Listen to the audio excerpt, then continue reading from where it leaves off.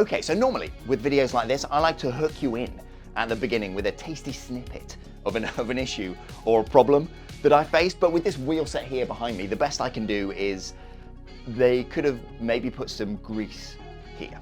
So yeah, after just under 1,000 miles, this wheel set out of China has basically been flawless. So let's figure out why. My name, as always, is Luke, and welcome back to 9Velo. Okay, so let's cut right to the chase. I've had this 9Velo wheel set on my bike here for about 5 months, and I've done around 950 miles on them. They went on the bike in January of this year, so they've been ridden through all types of English weather, and they're still running just as well as when I first got them out of the box. And I really do mean that. These things are still pretty much perfect. Now, I'll tell you up front, there's one small shortcoming with this wheel set, and a fellow YouTuber, Peak Talk, also mentioned this in his review as well. Behind the end caps on the hubs, there's no grease, so from the factory, they come dry. Now, the weatherproofing on these hubs is pretty light overall, but it makes sense. This is a lightweight, more race-focused wheel set, and adding loads of weatherproofing and sealing will increase drag and lower the rolling resistance, but still, a little bit of grease behind those caps from the factory would have been nice. It just helps keep the water out and will undoubtedly extend the life of those bearings in there. So it's the first thing I did when I got these out of the box, just stuck a bit of grease behind those caps. It takes like 30 seconds. So definitely recommend doing that if you pick up one of these wheel sets yourself. Anyway, with that one small issue put to the side, let's have a really good look at these things. Okay, so I'm just sat here right now editing this video together, and I realized at this point I forgot to mention I've not paid for these wheels. 9Velo sent them over for review, so yeah, bear that in mind. Also, I spoke to them last week, and they're going to put a bit of grease behind those caps in the hubs at the factory, which is très bien, as the French say. Right, anyway, I'm gonna finish off this edit right now, so wish me luck. But yeah, enjoy the episode. Okay, so very quickly, 9Velo is a new brand out of Xiamen in China. I think that's how you pronounce it. Xiamen. Xiamen. That's not how you say that, is it? But they've been in the carbon fiber bicycle game for like 12 years, mainly building bike parts for other manufacturers. So recently, they decided to develop their own kit, hence these wheels. Now, they make their own rims and design their hubs in-house, which is not very common for a small manufacturer. Normally, you would see companies like this just buy in the hubs from the likes of Novatec or Powerway. So designing their own gives them almost complete control over the build process. Now, they've got a few wheel sets on offer, but I've been running their CD35 carbon spoke variety. So let's check them out.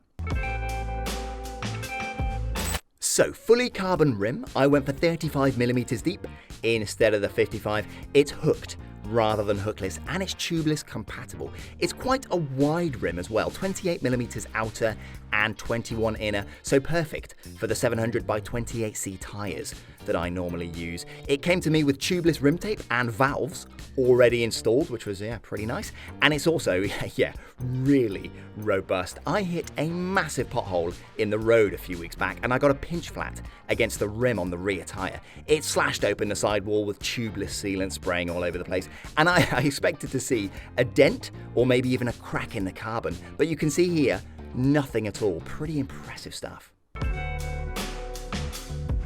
So, bladed carbon spokes, and at over 3.6mm, they're the widest of this type that I've seen used, actually. So that's really going to help slice through the air. They use a similar taper lock design for the aluminium head and the nipple that I've used for many thousands of miles on some other wheel sets that I've got. I've got a lot of faith in this type of spoke, actually. Unlike traditional carbon spokes that are directly bonded to the rim and the hub, these offer virtually all the same benefits, but can be replaced if you accidentally break one. And 9Velo give you some spares in the box in case this happens, which is pretty cool. But let's have a look at the spoke tension, because this is pretty freaking enlightening, actually. So basically, yesterday I went round and checked all of the spokes with a tension meter. Now, a poorly built wheel will have loads of variance in spoke tension. Conversely, if all of the spokes on each side of the wheel are within a 5% variance of each other in terms of tension, this is very good. And you can see by this incredibly exciting spreadsheet, only one spoke was outside that 5% variance, and only just as well at 5.7%. Now, just to be clear, I have not touched the spoke tension of these wheels, and to be this well balanced after 1,000 miles. Yeah, it's pretty incredible, actually. This tells me a couple of things. Firstly, the spokes must be very uniform and consistent in their manufacture. And secondly, 9Velo must have spent some decent time pre-stressing the spokes when they built them. So this is it's an important step and takes a bit of time to do properly. I'm not totally sure of the exact process they use, but you essentially need to put some extra tension on the spokes. This can be done by squeezing the parallel ones or flexing the wheel once it's been built. This will seat the spokes properly and enables any residual stress to escape. And once this is done, you'll then need to retension the wheel to spec. If you don't do this properly, after a few hundred miles of riding, some of the spokes are going to come loose, and it's going to massively affect the balance and overall dishing of the wheel as well. But judging by what I've shown you, definitely not a problem with these wheels. Easily some of the best I've seen in terms of tensioning and overall balancing of a wheel set. Really impressive. Okay, so as mentioned, these hubs are designed in-house, milled from a single block or billet of aluminium. Some nice anodizing on all the exposed parts. Yeah, really lovely, no problems at all. Now, the DT Swiss style star ratchet.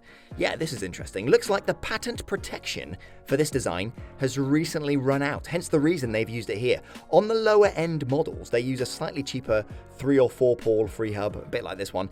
And interestingly, I actually checked the star ratchets from my legitimate DT Swiss 350 hubs. Yeah, they fit into these 9Velo ones, so the parts appear to be somewhat interchangeable. Anyway, quick free hub sound test for you.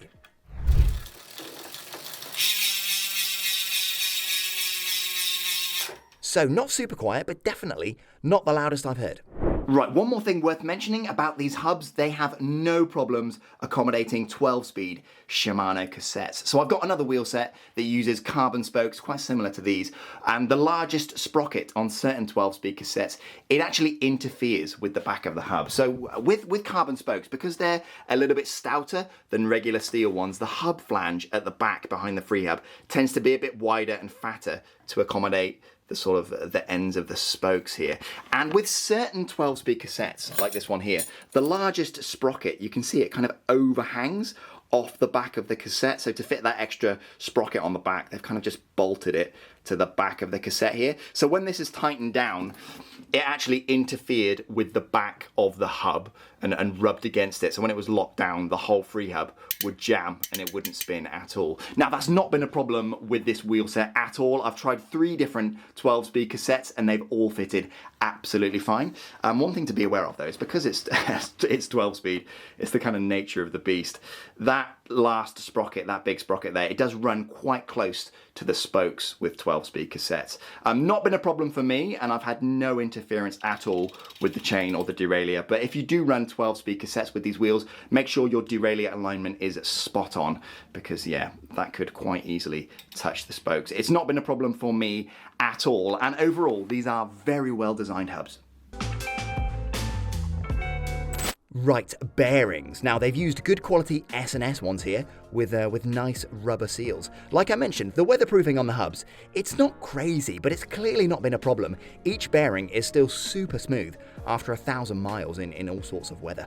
The axles are a hard anodized aluminium, so this should be nice and durable, and the tolerances here are mental. Allegedly hand finished to a tolerance of 1 to 3 micrometers. That's 3 thousandths of a millimeter. So the bearing fit around the axle is to all intents and purposes perfect. So these tolerances on these axles are mental. There's just so little slop in this. It's just, there's no movement in it. It's crazy. The level of tolerance on the ends of these axles, it's mental. We interrupt our program to bring you this important message. Right then, quick sponsor spot for Sirocco. Yeah, I love these guys. They've been a sponsor for a couple years now, and they make some wicked cycle clothing. So as it's summer around here, let's check out some jerseys. Now, I've been wearing this M2 jersey in a couple of shots this episode. It's super comfortable, looks really cool, and it's really well made too. So the main body of the jersey uses this spandex and polyester blend. It's really stretchy and comfortable and feels really nice. Whereas the rear panel uses a slightly lighter weight mesh fabric for added breathability. The pockets are super deep to carry all your stuff, and there's also an extra zip pocket for your keys or your change or whatever.